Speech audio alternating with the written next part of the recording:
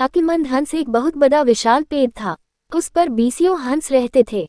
उनमें एक बहुत सियाना हंस था, बुद्धिमान और बहुत दूरदर्शी। सब उसका आदर करते, ताऊ कहकर बुलाते थे। एक दिन उसने एक नन्ही सी बेल को पेड़ के तने पर बहुत नीचे लिपटते पाया। ताऊ ने दूसरे हंसों को बुलाकर कहा, देखो, इस बेल को नष्ट कर दो। एक दिन यह बेल हम सबको मौत के मुंह में ले जाएगी। एक युवा हंस हंसते हुए बोला, ताऊ, यह छो बेल हमें कैसे मौत के मुंह में ले जाएगी? सियाने हंस ने समझाया, आज ये तुम्हें छो लग रही है। धीरे धीरे यह पेड़ के सारे तने को लपेटा मारकर ऊपर तक आएगी। फिर बेल का तना मोटा होने लगेगा और पेड़ से चिपक जाएगा। तब नीचे से ऊपर तक पेड़ पर चने के लिए सीधी बन जाएगी। कोई भी शिकारी सीधी के सहारे चक्का हम तक पहुंच जाएगा और हम मारे जाएंगे। दूसरे हंस को यकीन न आया, एक छोटी सी बेल कैसे सीधी बनेगी? तीसरा हंस बोला, ताऊ, तू तो एक छो बेल को खींचकर ज्यादा ही लंबा कर रहा है।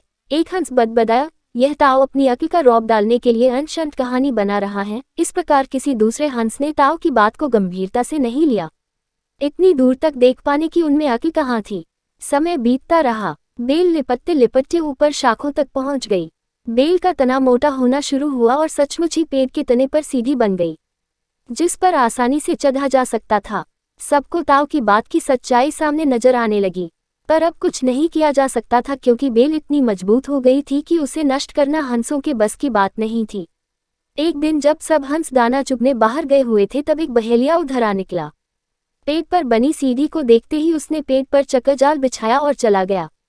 सांझ को सारे हंस लौट आए। पेड़ पर उतरे तो बहेलिये के जाल में बुरी तरह फंस गए। जब वे जाल में फंस गए और फफडाने लगे, तब उन्हें ताऊ की बुद्धिमानी और दूरदर्शिता का पता लगा। सब ताऊ की बात न मानने के लिए लज्जित थे और अपने आप को कोस रहे थे। ताऊ सबसे रुष्ट था और चुप बैठा था। एक हंस ने हिम्मत करके कहा, ताऊ, हम मूर्ख हैं, लेकिन अब हमसे मुंह मत फेरो। दूसरा हंस बोला, इस संकट से निकालने की तरकीब तू ही हमें बता सकता है।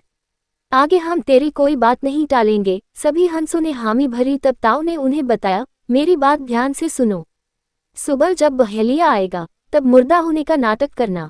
बहेलिया तुम्हें मुर्दा समझकर जाल से निकालकर जमीन पर रखता जाएगा। वहां भी मरे समान पड़े रहना। जैसे ही वह अंतिम हंस को नीचे रखेगा, मैं सीटी बजाऊंगा।